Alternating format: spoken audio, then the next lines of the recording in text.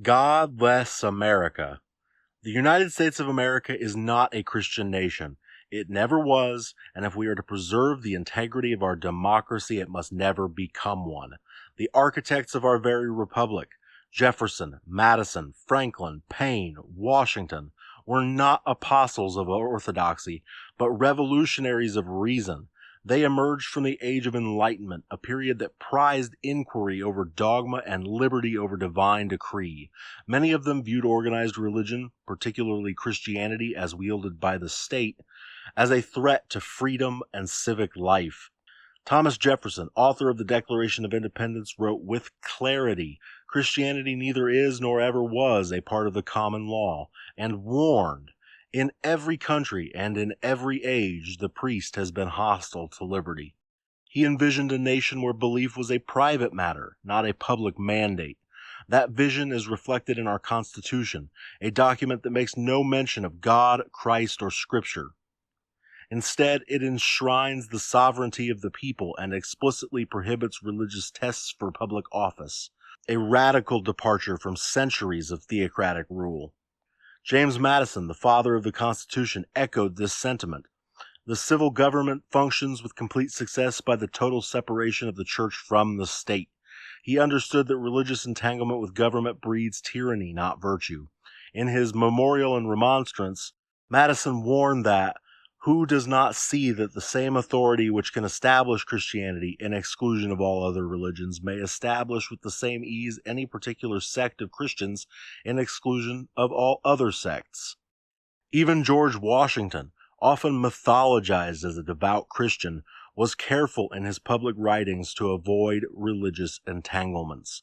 In his letter to the United Baptist Chamber of Virginia, he affirmed, "If I could conceive that the general government might ever be so administered as to render the liberty of conscience insecure, I beg you will be persuaded that no one will be more zealous than myself to establish effectual barriers against the horrors of spiritual tyranny." And John Adams, signer of the Treaty of Tripoli, made it unequivocal: the government of the United States is not in any sense founded on the Christian religion. That treaty was ratified unanimously by the Senate in 1797 and published without protest in all 13 states. Yet today, the secular foundation of our republic is under siege. Christian nationalism, once a fringe ideology, has metastasized into a movement that seeks to dismantle the wall between church and state. Its adherents do not merely wish to influence policy, they aim to remake the nation in the image of their faith, replacing pluralism with dogma and democracy with dominion.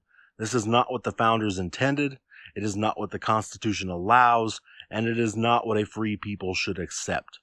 As non-believers, as secular citizens, we have a duty, not just to ourselves, but to the very republic, to resist this encroachment. Silence is surrender. We must speak with conviction, organize with purpose, and vote with clarity. We must remind our fellow citizens that freedom of religion includes freedom from religion, that dissent is not blasphemy, it is patriotism.